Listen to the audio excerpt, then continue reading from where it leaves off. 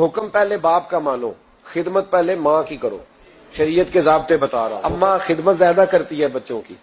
اب میں اکثر مثال دیتا ہوں، میں کہتا ہوں جب گلے میں اماں پاؤڈر ڈال دیتی ہے نا، بچے کو نہلا دہلا کے خوشبو لگا کے بڑا پیارا، اس وقت وہ بیٹا بھی ہوتا ہے، پوتا بھی ہوتا ہے، بھتیجا بھی ہوتا ہے، بھانجا بھی ہوتا ہے.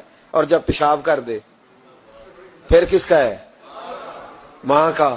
اور جب تک ہنستا ہے مسکراتا ہے پھر وہ سب کا ہے. اور جب رونے لگے جی تو ابا جی آپ تو بعد میں تو آپ بڑے سگے بن گئے، تو اب آپ تھوڑا مہربانی کریں نا، کبھی کبھی آپ بھی ذرا اس کا پیشاب اپنے گلے میں برداشت کریں، تھوڑا آپ بھی شوق کریں نا جی. مالک تو آپ ہیں، ولدیت تو آپ کے لکھی جا رہی ہے، ڈیٹیل تو آپ بتا رہے ہیں کہ میرے نام پہ درد ہے ہر چیز، تو یہاں بھی تھوڑا خیال کرو. حکم پہلے باپ کا ماننا ہے، خدمت پہلے ماں کی کرنی ہے. اور فرمایا میرے محبوب کریم صلی اللہ تعالی علیہ وسلم نے کہ تو نے ان سے باتیں کرنی ہے، میٹھے بول بولنے ہیں. مسند احمد میں بڑی ٹھنڈی، بڑی میٹھی، بڑی پیاری حدیث ہے. حضور نے فرمایا 2 گھڑیاں رات کو ان کی چارپائی پہ بیٹھا کر، ان سے بات چیت کیا کر، ان کا دل راضی کیا کر. فرمایا اگر تو انہیں خوش کرنے میں کامیاب ہو گیا، رب تجھے 2 حج اور 2 عمرے کا ثواب عطا فرمائے گا. اگر تو انہیں اور ماں باپ اگر پردہ کر جائیں پھر تیری دعاؤں کا رخ ماں باپ کی طرف. امام رازی نے تفسیر کبیر میں حدیث لکھی ہے، ایک شخص پر آخری وقت طاری تھا، نزع کا عالم تھا، لوگ کلمہ پڑھاتے تھے، زبان پہ جاری نہیں ہوتا تھا. ان حدیثوں کو روز یاد کیا کرو، روز ماں باپ سامنے آئے تو ان حدیثوں کو ذہن میں لایا کرو. کلمہ اللہ کا ذکر ہے، زبان پہ جاری نہیں ہو رہا کلمہ. لوگ محبوب کریم علیہ السلام کے حضور ہے، یا رسول اللہ بندہ مسلمان ہے پر کلمہ نہیں جاری ہوتا. حضور نے یہ نہیں فرمایا کہ دیکھو لکنت تو نہیں، کوئی مشکل تو نہیں، کیا مسئلہ ہے، دعا کرتے ہیں. فوراً امام راضی نے لکھا ہے نبی پاک نے فوراً فرمایا پتہ کرو اس کی ماں زندہ ہے. یا رسول اللہ ہے. فرمایا بلاؤ. اماں آئی بڑی پریشان، 2 گلیاں چھوڑ کے رہتی ہے. فرمایا تیرا بیٹا ہے؟ تو ماں نے مصطفیٰ کا چہرہ دیکھا تو رو پڑی، کہنے لگی حضور میرا ہی ہے. فرمایا تو ناراض ہے؟ اماں کہنے لگی حضور بڑی ناراض ہوں، اس نے بڑے ظلم کیے، بڑی زیادتیاں کی میرے ساتھ. یا رسول اللہ صلی اللہ علیہ وسلم بڑا ستایا. تو بابو فرمانے لگے چل معاف کر دے، تو معاف کرے گی تو روح نکلے گی، تو معاف کرے گی تو کلمہ طیبہ جاری. کہنے لگی حضور میں کبھی معاف نہیں کرتی. دنیا میں کسی کو آگ کا عذاب دینا حضور نے جائز نہیں رکھا، اسلامی سزاؤں میں اس سے اکثر جگہ پہ منع فرمایا، لیکن یہاں میرے محبوب نے فرمایا لکڑیاں لاؤ، بوڑھی کے سامنے لکڑیاں لاؤ. کیا حضرت ابو بکر صدیق رضی اللہ تعالیٰ عنہ امیر المومنین ہے.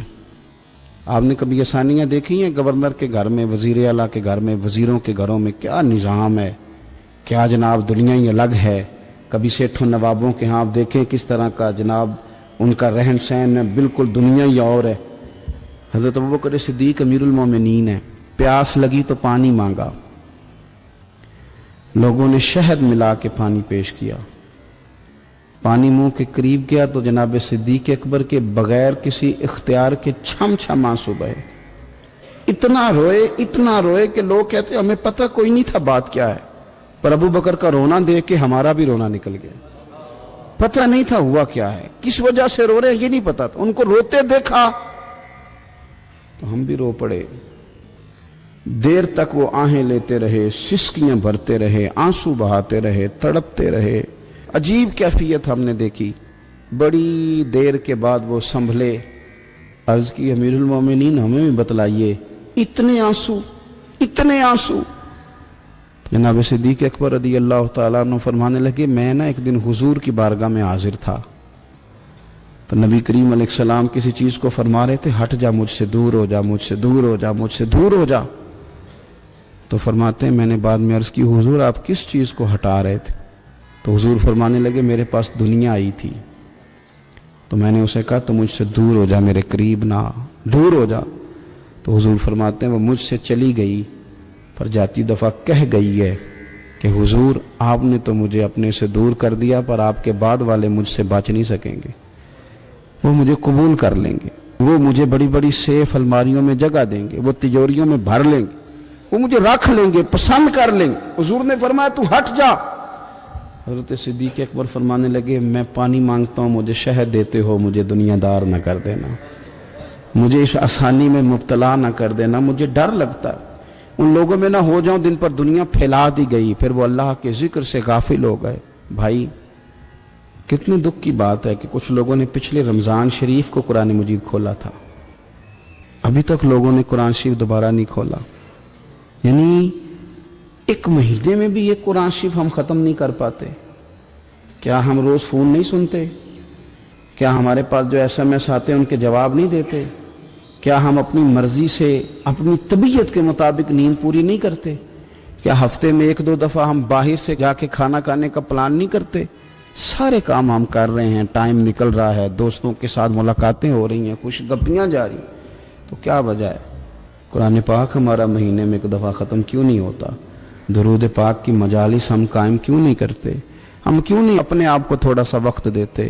کیوں نہیں ہم اپنی روحانی زندگی کو آباد کرنے کے لیے تھوڑا سا آگے بڑھتے؟ کیوں نہیں وظائف پابندی سے پڑھتے؟ کیوں فجر سے تھوڑا پہلے ہماری آنکھ نہیں کھلتی؟ غافلوں والی زندگی نہ گزارے، ورنہ یاد رکھیں ہماری آنکھ اس وقت کھلتی ہے جب آنکھ بند ہونے کا وقت آ جاتا ہے۔ اس وقت آنکھ کھولیں گے تو اس کا فائدہ کوئی نہیں ہوگا۔ اب وقت ہے، اب وقت ہے اپنے آپ کو ذہنی طور پر تیار کریں۔ حضرت عائشہ صدیقہ کہتی ہیں حضور دعا مانگتے تھے، مشکات میں موجود ہے۔ کیا دعا تھی؟ اللہم حاسبنی حسابا یسیرا، اے اللہ ذرا حساب آسان کر کے لینا۔ یہ حضور تعلیم امت کے لیے دعا مانگتے، اللہ حساب ذرا آسان کر کے لیجیے، مالک کرم فرمانا۔ تو حضرت عائشہ صدیقہ رضی اللہ تعالیٰ عنہ ارشاد فرماتی ہے میں نے عرض کیا یا رسول اللہ صلی اللہ تعالیٰ علیہ وسلم یہ آسان حساب کا کیا مطلب ہے؟ تو حضور فرمانے لگے عائشہ آسان حساب کا مطلب یہ ہے کہ رب کریم بندے کے نامہ اعمال پر نظر ڈالے گا اور پھر اللہ تبارک و تعالیٰ اس سے درگزر فرما دے گا۔ یہ آسان حساب ہے، پتہ مالک کو ہے اس نے کیا کیا ہے، پر کریم ہے نا۔